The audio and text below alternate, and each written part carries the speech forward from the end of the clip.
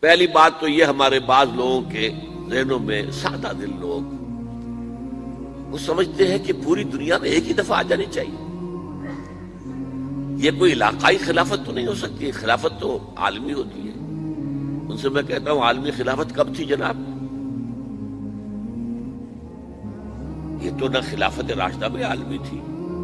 کیا ہندوستان شامل تھا اس میں؟ کیا چین شامل تھا؟ کیا یورپ شامل تھا؟ اور سب سے بڑی بات یہ، اگر ایک دم پوری دنیا پر خلافت قائم ہو سکتی تو حضور کے دست مبارک سے ہوتی، لیکن نہیں ہوئی. نتیجہ کیا نکلا؟ ایک ملک میں حضور نے قائم کر دی ہے، جزیرہ نما عرب. یہاں خلافت قائم ہو گئی، حضور خلیفہ ہے. اب وہ نقطہ کون سا ہوگا، نقطہ آغاز کون سا ہوگا؟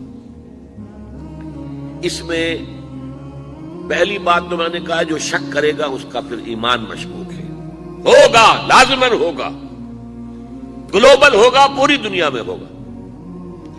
کہاں سے شروع ہوگا اس میں آپ اختلاف کر سکتے ہیں، لیکن مجھے تو دو حدیثیں تو ملی ہیں جن سے یہ اندازہ ہوتا ہے کہ یہ اس مشرقی خطے سے ہوگا، عرب کے مشرق کی جانب کسی ملک سے ہوگا، کسی خطے سے ہوگا. وہ حدیثیں بھی اب آپ پڑھ لیجیے پہلے. پھر میں کہہ رہا ہوں، یہ خزانہ ہے جو ہم نے آپ کی خدمت میں پیش کیا ہے. کاش کہ آپ اس کی قدر کر سکیں، یہ حدیثیں آپ کو ازبر ہو جائیں، یاد ہو جائیں، لوح قلب پر نقش ہو جائیں. ہندوستان اور خراسان یعنی موجودہ افغانستان کا ذکر. ابن ماجہ کی روایت ہے، ان عبداللہ ابن الحارث رضی اللہ تعالی عنہ قال رسول اللہ صلی اللہ علیہ وسلم یخرج ناس من المشرق یؤتئون للمہدی یعنی سلطانہ، یعنی سلطانہ، دونوں طرح سے پڑھ سکتے ہیں. حضرت عبداللہ ابن حارث فرماتے ہیں رضی اللہ تعالی عنہ کہ حضور نے ارشاد فرمایا، مشرق کی طرف سے وہ فوجیں نکلیں گی، لوگ آئیں گے جو عرب میں مہدی کی حکومت قائم کریں گے. یہ مہدی کون ہوں گے اس کا ذکر میں ذرا بعد میں کروں گا، لیکن نوٹ کر لیجئے کہ مہدی سے پہلے لازماً کسی مشرقی علاقے کے اندر وہ نظام قائم ہو چکے گا، تب وہاں سے فوجیں آئیں گی نا. یہ مشرق کون سا ہے؟ عرب کے مشرق میں آپ چلیے، ایران بھی آ جائے گا، افغانستان بھی ہے، پاکستان بھی ہے، اور اگر اسے اور توسیع دے تو ہندوستان بھی ہے.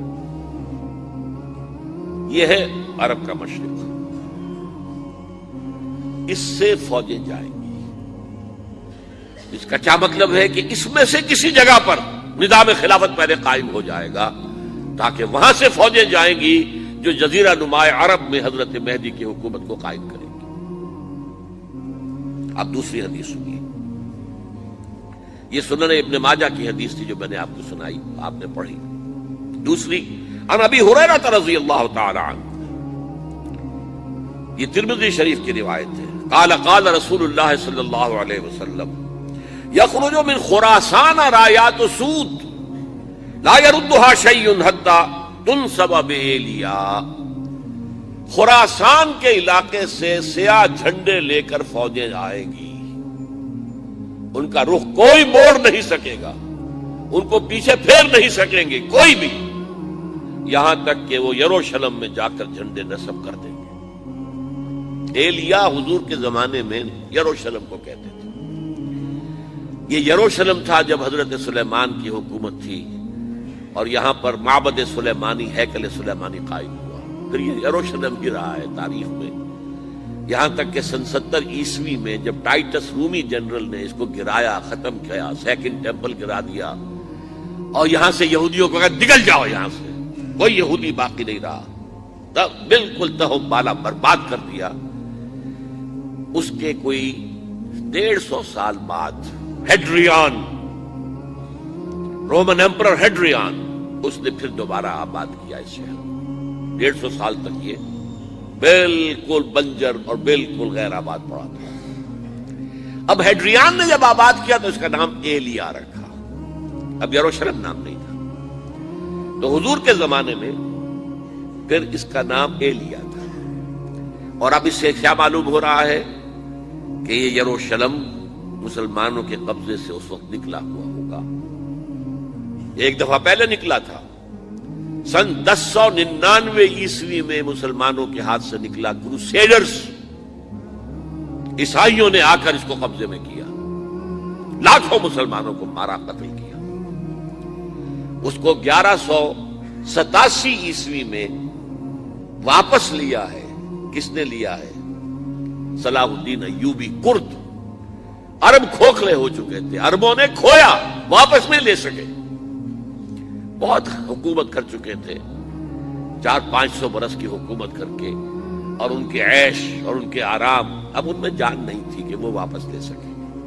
واپس لینے والا گرم کرد خون تھا، صلاح الدین ایوبی۔ تو گویا کہ اب آپ سمجھئے کہ 88 برس تک عیسائیوں کا قبضہ رہا یروشلم پر۔ اب 1967 میں یہودیوں نے قبضہ کیا ہے، اور اب 38 برس تو ہو گئے، 88 نہیں 38 برس تو ہو گئے۔ لیکن وہ دور آئے گا کہ اب پھر لیں گے، لینے والے عرب بھی نہیں ہوں گے، خراسان کے علاقے سے فوجیں آئیں گی۔ یہ خراسان کیا تھا؟ ایلیا تو میں نے آپ کو بتا دیا، یروشلم کا نام ہے۔ خراسان اس زمانے میں ایک بہت بڑے ملک کو کہتے تھے، کچھ حصہ پاکستان کا بھی اس میں شامل ہے، کچھ حصہ ایران کا بھی ہے۔ ایران کے اس حصے کو اب بھی خراسان کہتے ہیں، وہ ایک صوبہ ہے۔ خراسان ایک صوبہ ہے ایران کا، چھوٹا سا۔ پاکستان میں خاص طور پر یہ جو علاقہ مالاکنڈ ایجنسی کہلاتی ہے، اس سے اوپر جتنا علاقہ ہے، اور یہ جو واخان کی ایک پٹی آتی ہے اوپر، واخان افغانستان کی ایک پٹی سی دم سی چلی آتی ہے، جو جا کر چائنا کی سرحد سے مل جاتی ہے، یہاں سے لے کے یہاں تک یہ جو مالاکنڈ کا وہ درہ ہے اور پہاڑ ہے، یہ بھی خراسان کا حصہ ہے۔ باقی تقریباً 2/3 آف افغانستان، ساؤدرن حصہ نہیں ہے خراسان کا حصہ، یہ سیستان کہلاتا تھا، یہ خراسان نہیں ہے۔ لیکن یہ کہ اوپر کا 2/3 آف افغانستان، اور اس کے ساتھ یہ جو عرب، جو اب یہ ترک ممالک آزاد ہوئے ہیں سوویت یونین کی ڈسولوشن کے ساتھ، یہ سارا علاقہ کہلاتا ہے خراسان بزرگ، دی گریٹ خراسان۔ ایک مرتبہ ایک یہاں کا جو کاؤنسلیٹ ایران کا، وہ آئے تھے میرے پاس، ان کے ایک اہم آدمی، ان سے میں نے پوچھا خراسان، تو پہلے تو ان کا خراسان ہمارا ایک صوبہ ہے، میں نے کہا نہیں مجھے خراسان، او خراسان بزرگ، وہ جو آپ دی گریٹر خراسان کی بات کر رہے ہیں، وہ یہ تھا۔ پھر میں نے اور طریقوں سے بھی تحقیق کی، پہلے خیال تھا کہ پورا افغانستان اس میں شامل ہے، لیکن اب معلوم ہوا کہ نہیں، یہ جو جنوبی حصہ ہے یہ سیستان کہلاتا تھا، کچھ بلوچستان کا حصہ اس میں شامل تھا، اور کچھ یہ جنوبی حصہ افغانستان کا۔ یہاں سے فوجیں جائیں گی، اور یہ فوجیں جا کر خراسان سے چل کر ایلیا پہنچیں گی، یروشلم پہنچیں گی، اور اپنے جھنڈے گاڑ